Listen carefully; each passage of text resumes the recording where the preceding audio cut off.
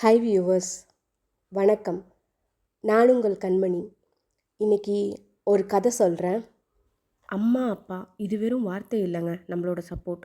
இந்த உலகத்தில் நான் என்ன பண்ணாலும் எனக்கு துணையாக 2 பேர் இருப்பாங்கங்கிற நம்பிக்கை. அந்த நம்பிக்கை எல்லாருக்கும் கடைசி வரைக்கும் இருக்குமான்னு கேட்டால் இல்லைன்னு தான் சொல்லணும். நம்ம வாழ்க்கையோட பாதி பகுதியை அவங்க கையை பிடிச்சி தான் நம்ம வாழவே கற்றுக்குறோம். அப்படி பாதி பகுதியை நம்ம கூட வர வேண்டியவங்க நம்ம சின்ன வயசுலேயே நம்மளை விட்டு போயிட்டா, உறவினர்கள் அரவணைப்பில் வாழ்கிற வாழ்க்கை நமக்கு கற்றுத்தர பாடம் வேற மாதிரி இருக்கும்.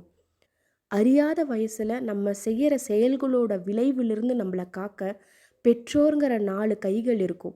ஆனால் அது இல்லாதவங்களுக்கு அடி விழத்தான செய்யும். அப்படி வளர்ந்த பொண்ணு தான் அனு. கைப்பிடிச்சு கூட்டிச்செல்ல அப்பா அம்மா இல்லைனாலும் அக்காவோட கையில் உலகத்தை பார்க்க நினச்சா. ஆனால் அந்த ஆசையும் அவளுக்கு நிலைக்காம போச்சு. உன் நிழல் கூட இரவில் உனக்கு துணையாக இருக்காதுன்னு சொல்கிறது உண்மைதான் போல. அம்மா வீட்டில் என்னதான் மகாராணியாக இருந்தாலும் பிடிசோற்றுக்கு வேலை பகலானது, இரவில் படிப்பு அவளானது. ஒரு கட்டத்தில் ஹாஸ்டல் தான் தன்னோட வீடுன்னு ஆனதுக்கப்புறம் படிப்பை பற்றி கொள்ள முடிவு பண்ணினான். எல்லாருக்கும் ஈஸியாக கிடைக்கிற ஒரு சொந்தம்னு சொல்லக்கூடாது, நட்பு. ஏன்னா அது சொந்தத்துக்கும் மேலே. சிலருக்கு அது வாழ்க்கையில் இருக்கும், சிலருக்கு அது வாழ்க்கையாகவே இருக்கும். அணுவுக்கு என்னமோ அது வாழ்க்கையாக தான் இருந்தது. அது ஏங்கிறது உங்களுக்கு பின்னாடி தெரியும். சௌமியா அணுவுக்கு கிடைச்ச ஒரு ஹாஸ்டல் ரூம்மேட்டுங்கிறதையும் தாண்டி பாலைவனத்தில் நீங்கள் போயிட்டுருக்கும்போது தூரத்தில் பார்க்குறது எல்லாமே காணல் நீராக தெரியும். பக்கத்தில் போய் பார்க்க அது காணல் நீராக இல்லாமல் குளமாக இருந்தால், அப்படி அணுவுக்கு கிடைச்ச ஒரு நட்பு தான் சௌமியா. இப்படி ஒரு நட்புனா நம்ம என்ன பண்ணுவோம்? வீட்டுக்கு கூட்டிகிட்டு வருவோம், ஃபேமிலிகிட்ட இன்ட்ரடியூஸ் பண்ணுவோம். ஃபேமிலிகிட்ட எப்போ பார்த்தாலும் அவள் அப்படி பண்ணா, அவள் இப்படி பண்ணா, அவள் இப்படி பண்ணான்னு சொல்லி நம்ம சந்தோஷப்பட்டுப்போம்ல. சௌமியாவும் அதை தான் பண்ணாங்க. ஆனால் சௌமியா நினச்சி பார்த்தாங்களோ என்னமோ தெரியல, அவங்க சொல்லிகிட்டு இருக்க விஷயம் ஒரு பர்சனுக்கு இம்ப்ரெஷனை க்ரியேட் பண்ண ஆரம்பிச்சிருச்சுன்னு சொல்லிட்டு. வேறு யாரும் இல்லைங்க, சௌமியாவோட பிரதர் தேவ். தான் சௌமியா ஒரு நாள் அணுவை அவங்க ஃபேமிலி ஃபங்க்ஷனுக்கு இன்வைட் பண்ணியிருந்தாங்க. அங்கே தான் தேவ் அணுவோட முதல் சந்திப்பு. சௌமியாவோட வார்த்தைகளில் தேவுக்கு இருந்த ஒரு ஈர்ப்பு.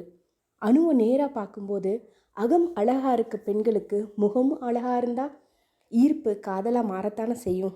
தேவ் ஒரு அழகிய ஆண்மகன். ஒரு பொண்ணோட பேக்ரவுண்ட் பார்க்காம அவளுக்கு அம்மா அப்பா இல்லைன்னா என்ன, நம்ம ஒரு சந்தோஷமான குடும்பத்தை கொடுக்கணும் அப்படின்னு நினைக்கிறவனை அழகிய ஆண்மகன்னு சொல்கிறது பொருத்தமாக தான் இருக்கும். அவன் காதலை வெளிப்படுத்தின விதமும் அழகாக தான் இருந்தது. அணுவுக்கும் ஈர்ப்பு இருந்தாலும் யூஸ்வலாக நம்ம லவ் பண்ணுறோன்னா யார்கிட்ட கேட்போம்? பெற்றவங்க கிட்ட. பெற்றவங்க இல்லைன்னா ஊரில் இருக்க எல்லாரும் வருவாங்கல்ல. வந்தவங்க சும்மா வரல. அணுவோட வாழ்க்கைக்கு விலங்கு பூட்ட வந்தாங்க. விலங்கு போடுற உறவுகளை தாண்டி போகிற தைரியம் அணுவுக்கு இருந்தது. நம்பி வந்தவளோட வாழ்க்கைக்கு துணையாக கைப்பிடிக்கிற தைரியம் தேவுக்கு இருந்தது. தன்னோட மகனோட சந்தோஷத்தில் உலகை பார்க்குற மனம் தேவோட பெற்றோர்களுக்கு இருந்ததுனால ஒரு அழகான குடும்பம் உறவாச்சு மேடம்னு சொல்லி, உங்கள் பெயர் தான் எங்கள் அம்மாவோட பெயரும் கூட. அதுவே அவங்களோட ஆசீர்வாதம். உங்களை நான் கலாமான்னு கூப்பிடட்டுமா அப்படின்னு அணு கேட்க, தானும் ஒரு தாய் தாங்கிறத உணர்ந்தா கலா. இந்த கதை உங்களுக்கு பிடிச்சிருந்தா லைக் பண்ணுங்கள், சப்ஸ்கிரைப் பண்ணுங்கள், ஃப்ரெண்ட்ஸ்க்கு ஷேர் பண்ணுங்கள். நாளைக்கு வேறு ஒரு கதையில் பார்க்கலாம். Until then, by.